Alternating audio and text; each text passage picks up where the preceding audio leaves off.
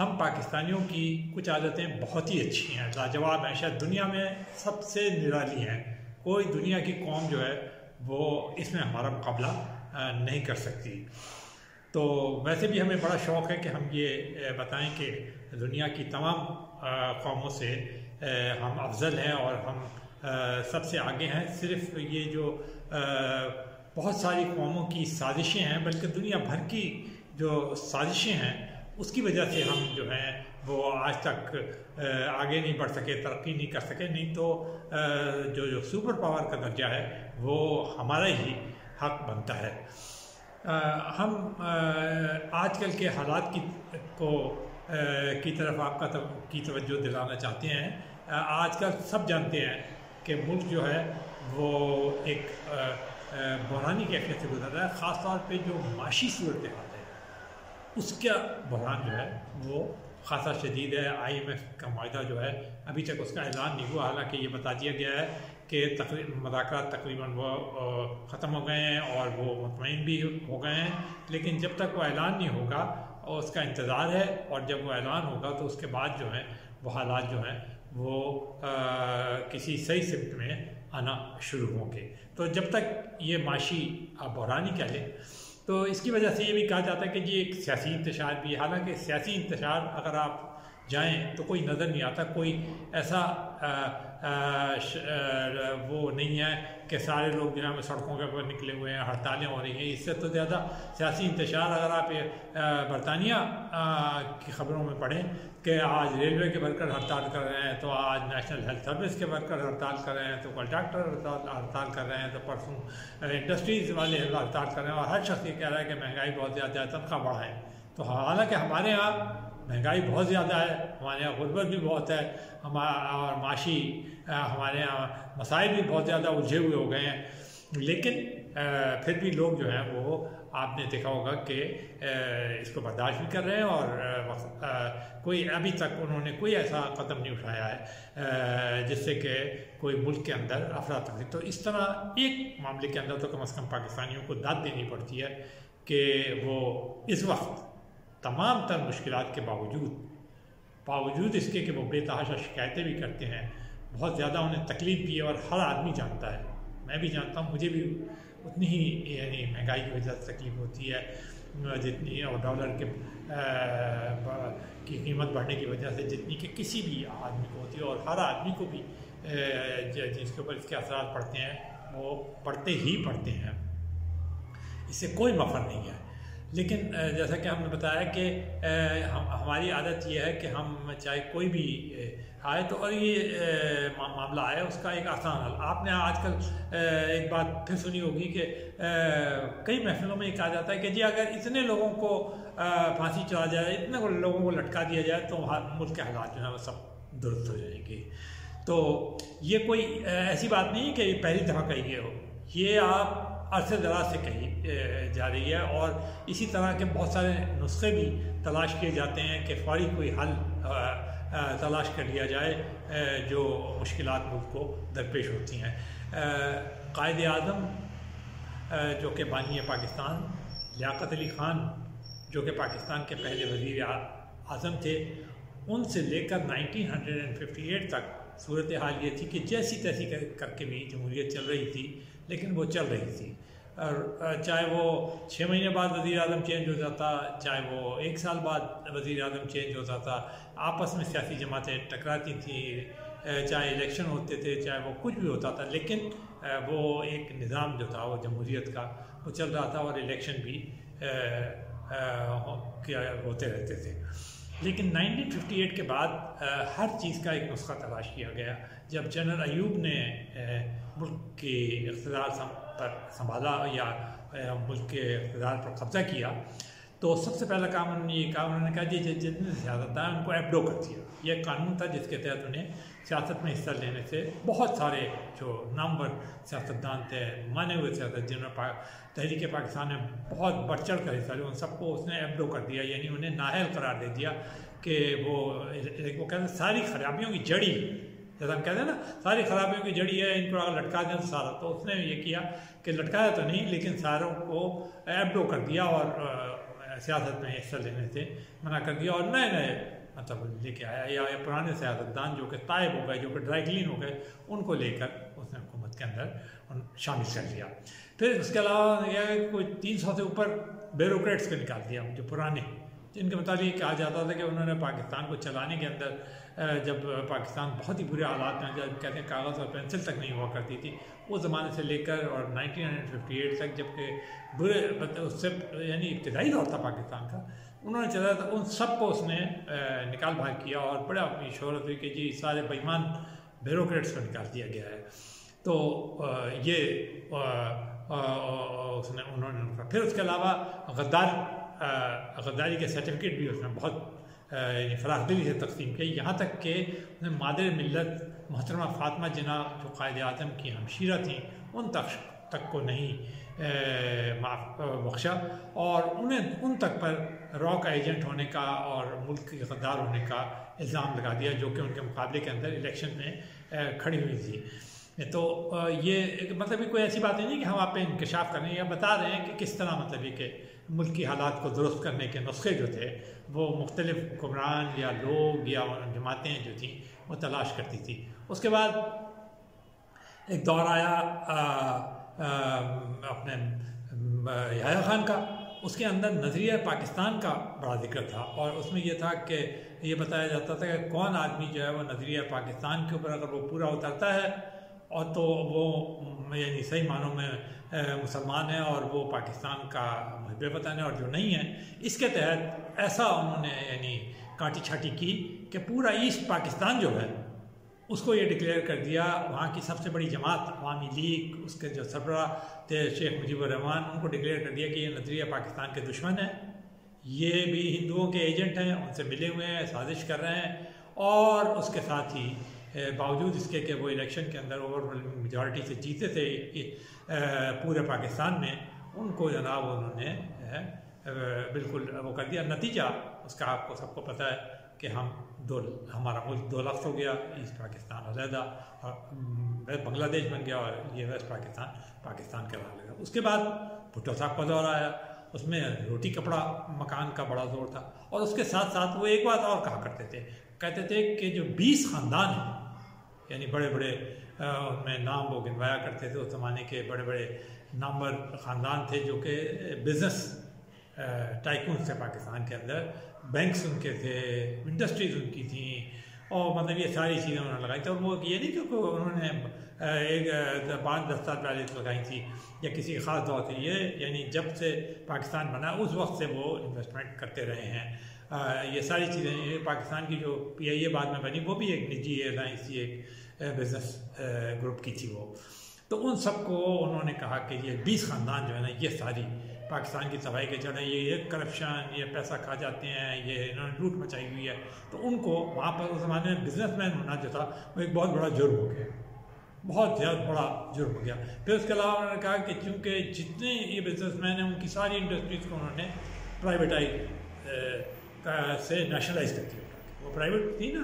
Businessman सबको nationalise, उनमें सारे बैंक वगैरह सब नेशनलाइज, स्कूल कॉलेज सब नेशनलाइज। नतीजा ये हुआ कि इतना बोझ पड़ा उसके ऊपर, हमारी मईशत के ऊपर, कि बिल्कुल ही समझ में नहीं आता था। और सिर्फ जो अफसरान थे हुकूमत के और जो पसंदीदा लोग थे, उन सबको उनका चेयरमैन और बड़े बड़े अफसरान उनको खूब नवाजा गया उस तरह। वो तो ना वो बिजनेस ही रही और ना ही वो जो पब्लिक सेक्टर में जाने वाली कंपनीज थी निजी सेक्टर से वो चल सकी। और फिर वो एक ज़माना आया कि वो फिर अपने ज़ियाउल हक साहब का दौर आया, जनरल ज़ियाउल, उन्होंने मुल्क के ऊपर कब्ज़ा किया, माशाल्लाह लगाया। तो उनके दौर के अंदर भी जनाब उनके सबसे अहम नारा जो था वो ये था कि जी इस्लामी निज़ाम जो है वो नाफिज किया जाए। तो फिर वो इस्लामी निज़ाम नाफिज करने के ऊपर लग गए और उन्होंने इसको पूरी शद्दमत से नाफिज किया और कोशिश करते रहे। लेकिन उसका अल्टीमेटली ये नतीजा निकला कि जब वो इस दुनिया से रुखसत हुए तो ना वो आज याद किए जाते हैं और ना ही वो निज़ाम जो लाना चाहते थे, जिसे वो इस्लामी निज़ाम कहते थे, वही पाकिस्तान में नाफिज हो सका। फिर वो बल्कि उनकी जो दखलंदाजी थी अफ़गानिस्तान के अंदर कहते थे कि जनाब पता नहीं रशिया जो है वो हॉट वाटर, तो हम जो है वो कोई दीवार बन के खड़े हो जाएंगे उनके ख़िलाफ़ वगैरह वगैरह वगैरह। और अफ़गानिस्तान के अंदर जो उन्होंने वो किया मज़ाक फ़ौजी तौर पर जो आपके कह लीजिए दखलंदाजियाँ की और जो मुजाहिदीन तैयार किए और जो कुछ किया उन्होंने, वो उसका नताइज जो है वो तो आज तक चल रहे हैं। उसके बाद बेचारे दो वज़ीर आज़म आए, एक बेनज़ीर भुट्टो साहिबा थी जो, और एक नवाज शरीफ था। उनके ज़माने में सिर्फ एक काम होता था, वो ये होता था कि 2 साल के लिए एक वज़ीर आज़म बनता था, 2 साल के लिए एक वज़ीर आज़म बनता था, फिर किसी न किसी तौर पे बहाने पे उनको हटा दिया जाता था। तो वो उनके दौर में एक तरह से म्यूज़िकल चेयर थी जिसमें वज़ीर आज़म कभी बेनज़ीर बनती थी, कभी नवाज शरीफ बनते थे, कभी नवाज शरीफ बनते थे, कभी बेनज़ीर। फिर आकर वो सिलसिला जनरल मुशर्रफ ने ख़त्म कर दिया, बिल्कुल ही ख़त्म कर दिया। उन्होंने फिर एक वो शुरू कर दिया कहना, और उनका भी ये कहना था कि जनाब हम जो है वो पाकिस्तान के अंदर जो सारा जो निज़ाम है उसको बिल्कुल वो कर देंगे, साफ़ सुथरा कर देंगे, और हम एक ऐसा वो लाएंगे निज़ाम जो कि बकौल उनके के करप्शन से पाक होगा बिल्कुल। लेकिन क्या ऐसा हो सका? और एक और बात हम आपको बताते चलें कि इस सारे दौरान जब ये फ़ौजी हुक्मरान आते थे तो हमारे बहुत ही जय्यद और नामवर वकील जो थे वो इनके मुकदमे सुप्रीम कोर्ट के अंदर लड़ते थे, क्योंकि दावा हो जाता था कि जी ये माशाल्लाह जो है गैर आइनी है, और क्योंकि वो आइन को तोड़कर आइन को ख़त्म करके माशाल्लाह लगाया करते थे। तो वो जाते थे सुप्रीम कोर्ट के अंदर, वहाँ पर वो हमारे जो ये नामवर वकला थे ये केस लड़ा करते थे, और वो केस किसके तहत लड़ा करते थे? नज़रिया ज़रूरत के तहत। तो फौरी तौर पर इस नज़रिया ज़रूरत के तहत किसी को फौजी हुक्मरान को 10 साल हुक्मरानी करना, किसी को 9 साल हुक्मरानी करने का, जबकि जमहूरी वज़ीर आज़म को 1.5-2 साल मुश्किल मिलते थे। और सारे ज़माने की जब वो आते थे तो जितने ज़माने के इल्ज़ामात और गालियाँ थी वो इनको पड़ा करती थी, सारी खराबियों की जड़ बताया जाता था। इस दौरान सारे वक्त यही बताया जाता था कि ये जो वज़ीर आज़म आए हैं, ये जो सियासतदान आए हैं, ये जो सियासी हुकूमतें आई हैं, यही असल में सारे पाकिस्तान की वो हैं। और जब तक कि इतने आदमियों को फना ना कर दिया जाए, इन्हें मिटा ना दिया जाए, फांसी ना चढ़ा दी जाए, तब तक मामला हल नहीं हुए। फिर जनरल मुशर्रफ के दौर जब ख़त्म हुआ तो उस ज़माने में एक आखिरी ज़माने में उनके एक वकला तहरीक चली, लॉयर्स मूवमेंट जिसे कहा जाता है, जिसे हमारे एक चीफ जस्टिस जनाब चौधरी साहब जो हैं सुप्रीम कोर्ट के चीफ जस्टिस, उन्होंने उसे लीड किया। ये भी एक वाक़या था, एक जिसे कहते हैं लैंडमार्क था पाकिस्तानी तारीख में, कि एक चीफ जस्टिस जो है वो एक सियासी तहरीक लीड कर रहा है, चाहे वो एक आमिर के ख़िलाफ़ थी, और लेकिन वो उन्होंने लीड की। और उसके बाद फिर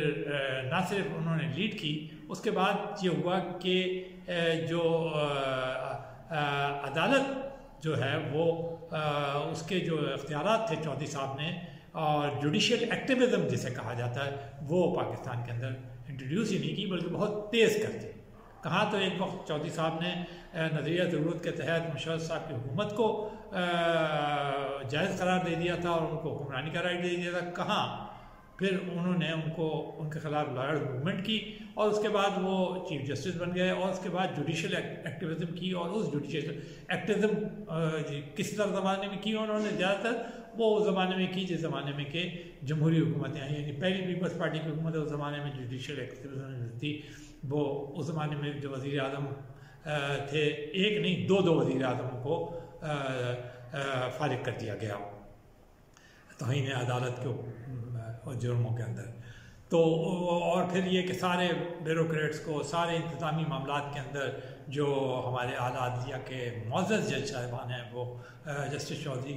की सरबराही के अंदर दखलअंदाजी करते थे, और ये सिलसिला फिर दराज होता गया। ये गया साकिब निसार, और बल्कि लोग कहते हैं कि जुडिशल एक्टिविज़म जो है वो अभी तक जारी है, और तकरीबन हर मामला जो है हुकूमत का, जो जिसका ताल्लुक़ पार्लियामेंट से हो या इंतज़ामी मामलात से हो, वो सारे के सारे जो हैं वादलिया में जाते हैं, उनके ऊपर मुकदमे होते हैं, सालों मुकदमे चलते हैं, फिर उनके फ़ैसले आते हैं। एक फैसले का हम आपको जिक्र करते चलें कि जस्टिस चौधरी के ज़माने में रिकोटिक का केस था, वो तो खुदा ने खैर की और अल्लाह ताला ने फजल फरमाया हमारे ऊपर, नहीं तो उसके तहत उन्होंने वो रिकोटिक कंपनी के साथ जो मुआहदा था उसको ख़त्म कर दिया। उसका नतीजा ये निकला, वो जो कंपनी थी ऑस्ट्रेलियन कंपनी, वो चली गई इंटरनेशनल कोर्ट के अंदर और वहाँ पर पाकिस्तान को कोई 6 अरब डॉलर के करीब फ़ाइन हो गया। तो वो अभी 2 साल 2.5 साल पहले जाकर वो मामला ख़त्म हुआ। वो भी बड़ी मुश्किल से कि वो कोर्ट में तो नहीं हुआ, ऑफ द कोर्ट यानी कोर्ट के बाहर उसकी डिसीजन हुआ। फिर उसके बाद फिर एक नए सिरे से मुआहदा हुआ और किसी न किसी तरीके से ये अल्लाह ताला का फजल हुआ, नहीं तो 5-6 अरब डॉलर पाकिस्तान कहाँ से अदा करता है, जबकि ख़ुद 1-1 अरब डॉलर के लिए तो वो IMF जाता फिरता है। फिर उसके बाद